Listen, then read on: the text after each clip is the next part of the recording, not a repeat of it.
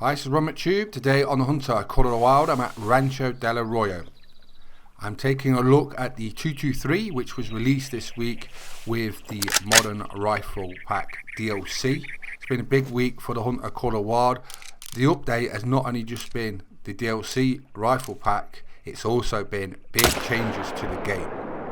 Now, Mississippi Acres Preserve, Vajunga Savannah, Rancho del Arroyo and Cuatro Colinas have totally changed. So I'm making brand new guides for them because the old ones are outdated for those reserves. So all the species have changed, the need zone times have changed, the locations have changed, and I'm making brand new guides basically because of the update.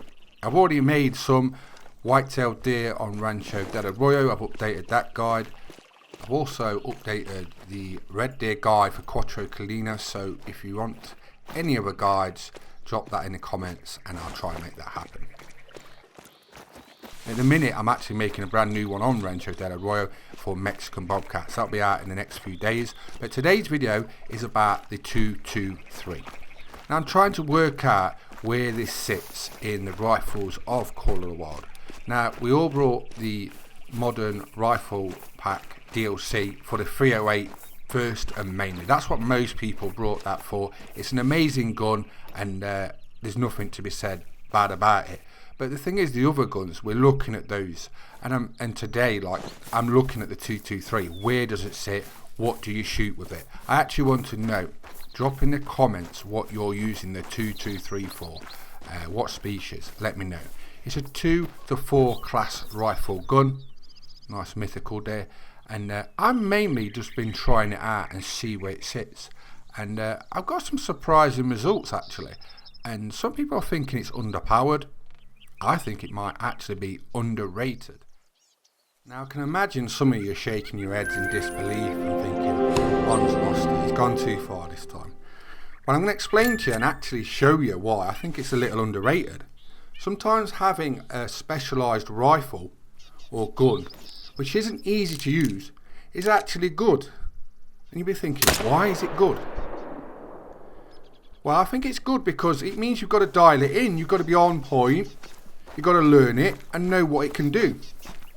And sometimes that's actually enjoyable when you learn how to use something which you think's hard and you get the reward from using it.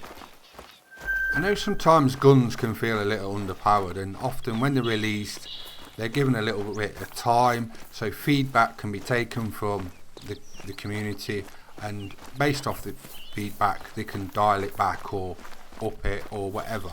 But you don't want every gun just to kill everything, like bang, dead, that.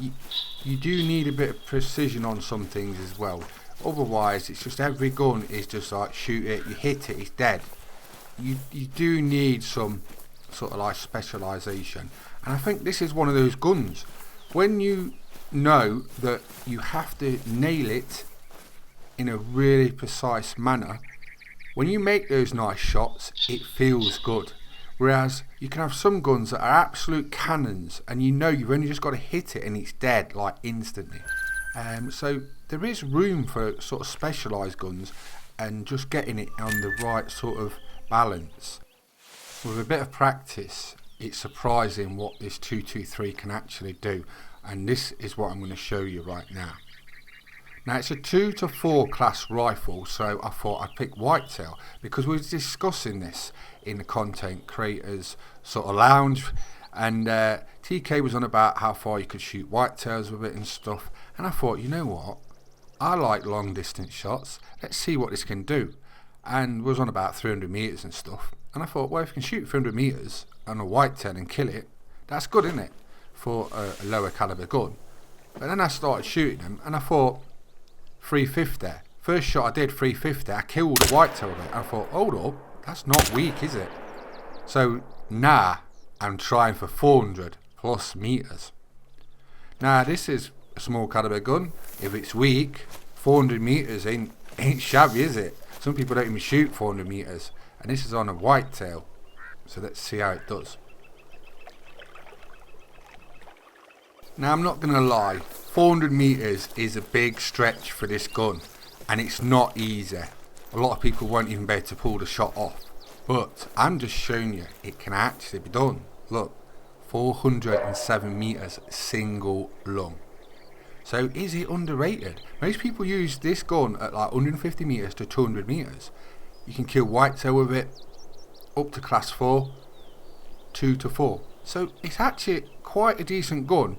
It just needs a little bit of practice. Some people will want it up the power. I can understand it, but sometimes you don't want just big hammers just knocking everything down. Sometimes you want very precise guns that take a little effort to use, and that's what makes them different from other classes. And that's the whole point. When you get different weapons added, you want different things from each rifle to give them a little purpose to be used. And I actually think the 223 is kind of a sneaky little underrated gun, and I'm going to actually use it quite a bit as it is. I don't actually want the power buffed on it. Like I say, let me know on it.